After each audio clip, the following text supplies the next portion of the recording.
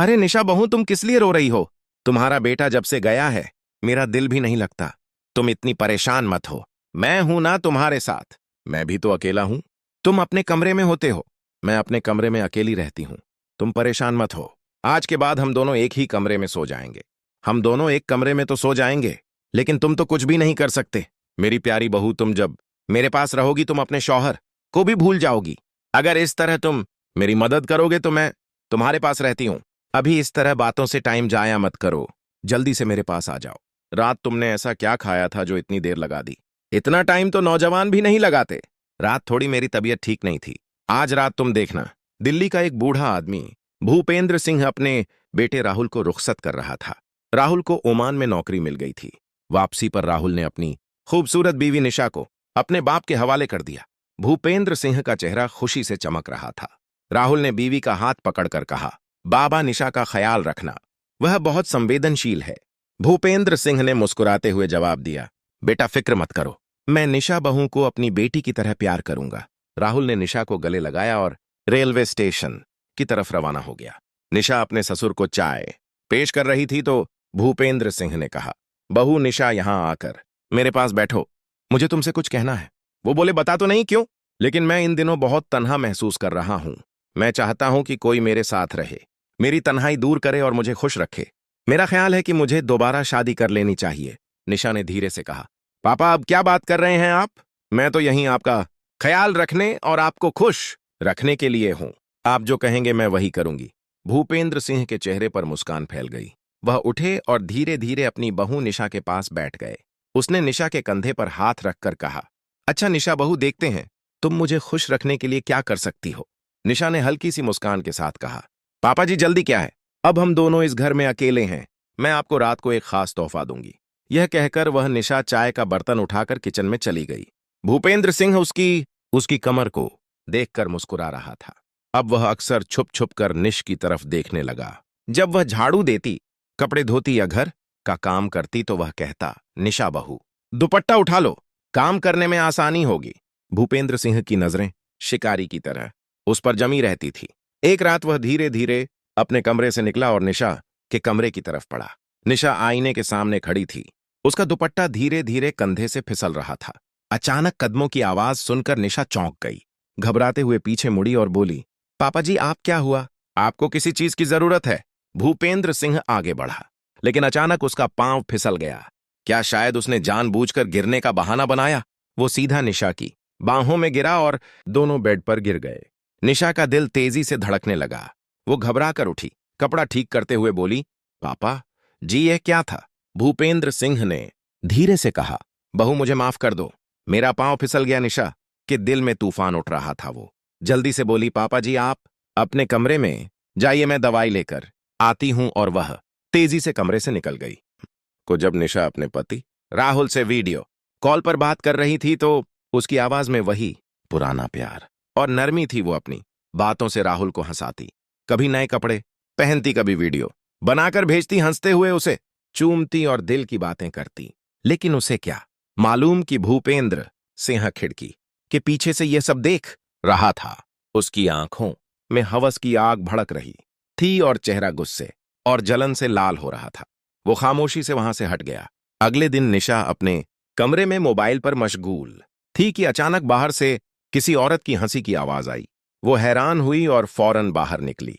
भूपेंद्र सिंह सामने एक खातून से हंसते हुए बातें कर रहा था। निशा ने हैरत और गुस्से से पूछा, पापा जी ये औरत कौन है? भूपेंद्र सिंह ने इत्मीनान से जवाब दिया, बहू क्या मैंने तुम्हें नहीं बताया था कि मैं दोबारा शादी करना चाहता हूं? इन खातून को प्रपोजल मिलते हैं। मैंने उनसे कहा है कि मेरे लिए एक अच्छी खूबसूरत बीवी तलाश करें। उसकी आवाज में अजीब सी शान और सुकून था। ये सब एक चाल थी, जैसे भूपेंद्र सिंह जानबूझकर निशा को जला रहा हो। निशा के दिल में गुस्सा भर गया, उसका चेहरा लाल हो गया, लेकिन वह बिना कुछ कहे वापस अपने कमरे में चली गई। निशा के दिल में तूफान बरपा था।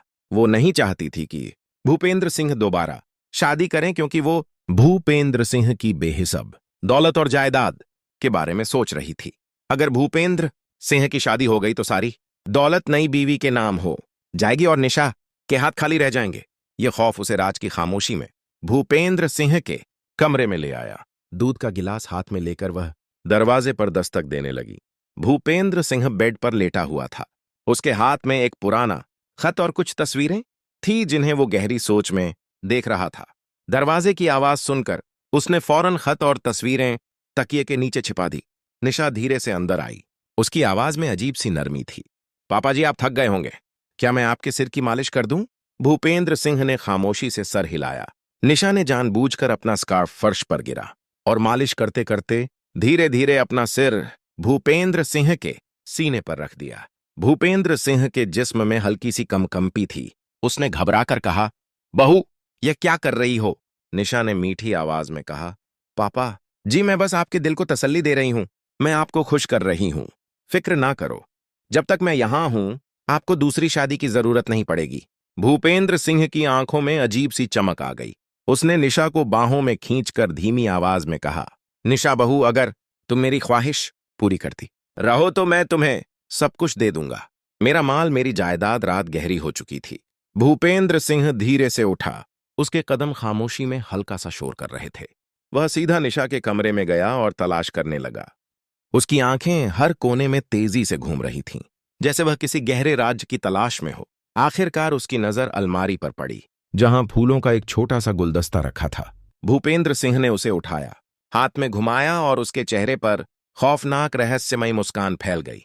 वो वापस बेड पर लेट गया, जैसे उसे कोई बहुत बड़ा राज मिल गया हो। सारा दिन निशा भूपेंद्र सिंह को हंसाने की कोशिश करती रही। कभी वह उसका हाथ खींचती, कभी उसकी गोद में बैठ जाती, कभी गले में बाजू डालकर मुस्कुराकर बातें करती। लेकिन अब भूपेंद्र सिंह कुछ अजीब सा बर्ताव कर रहा था। उसकी नजरें निशा से मिलती तो फौरन मुंह फेर लेता, जैसे उसके दिमाग में कोई नया प्लान हो। निशा उसकी ठंडी बेपरवाही में उलझ गई, मगर उसने अपनी चालाकी जारी रखी। अगली रात निशा के कमरे से दर्दनाक सिसकियों की आवाज आई। आवाजें इतनी दर्दनाक थीं कि भूपेंद्र सिंह, जो अपने कमरे में लेटा था, यह सुनकर निशा के कमरे की तरफ दौड़ा।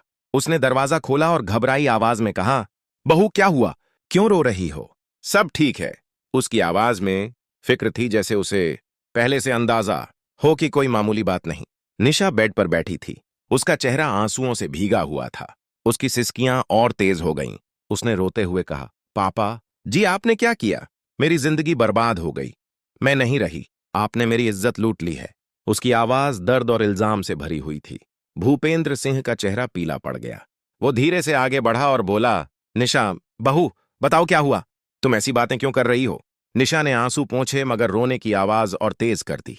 पापा जी, मुझे सुबह से उल्टी आ रही है और ये सब आपकी वजह से हुआ है। आपने मेरी जिंदगी बर्बाद कर दी।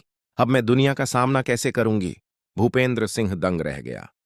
बहू, यह कैसे हो सकता है? मैंने कुछ नहीं किया। तुम गलती पर हो। उसकी आवाज साफ थी, मगर निशा ने उसे बीच में रोक लिया। पापा, लगता है आपकी याददाश्त बहुत कमजोर हो गई है। कल रात आप मेरे कमरे में आए। आपने वह सब कुछ किया जो एक पति अपनी बीवी के साथ करता है, और अब आप बेगुनाह बनने का ड्रामा कर रहे हो।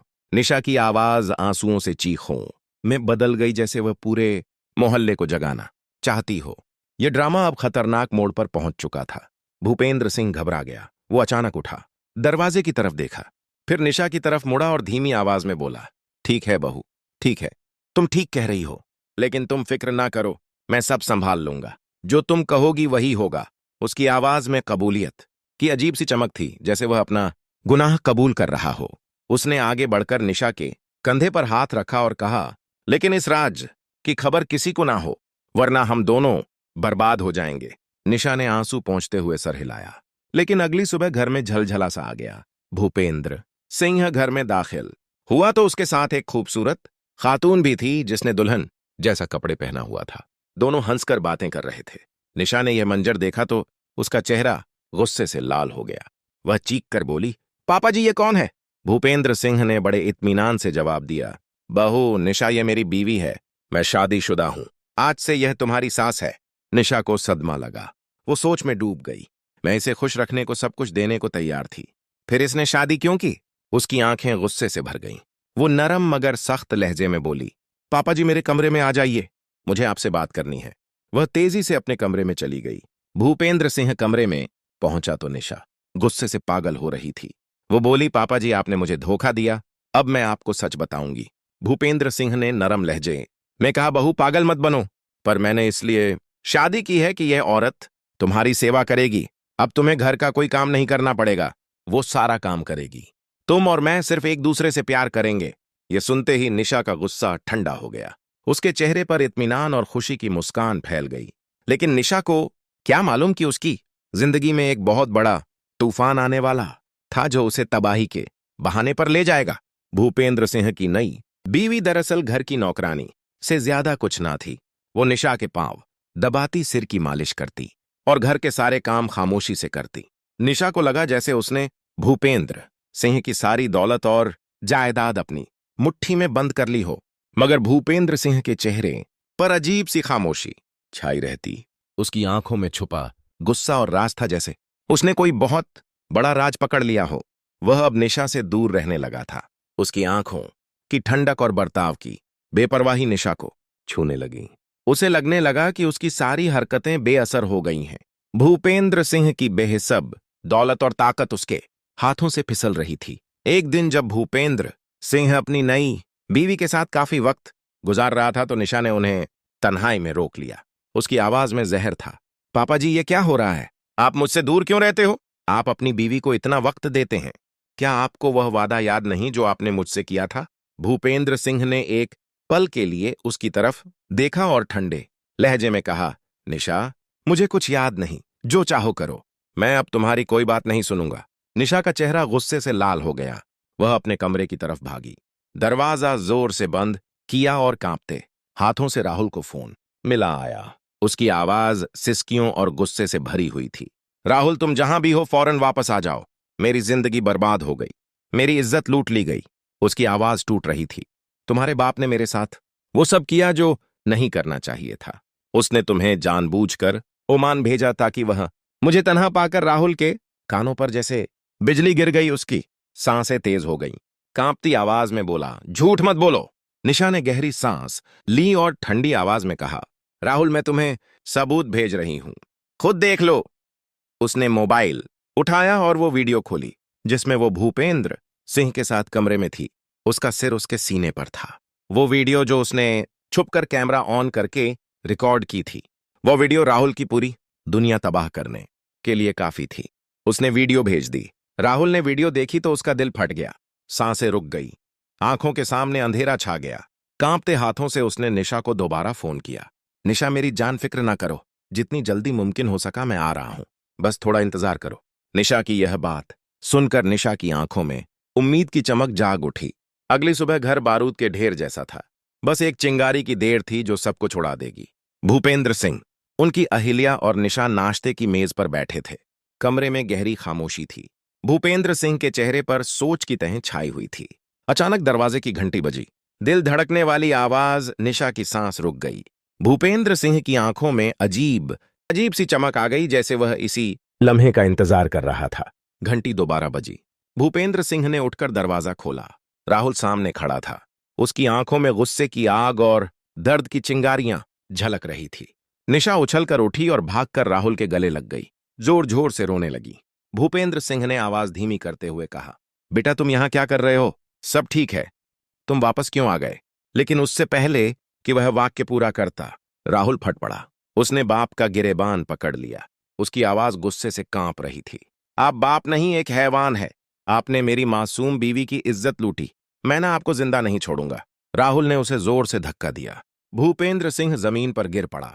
कुछ पलों बाद वह उठा, सांस को काबू में लाया और सुकून भरे लहजे में बोला, बेटा, मुझे मार दो, अपनी जान से मार डालो, लेकिन पहले मेरी बात सुन लो।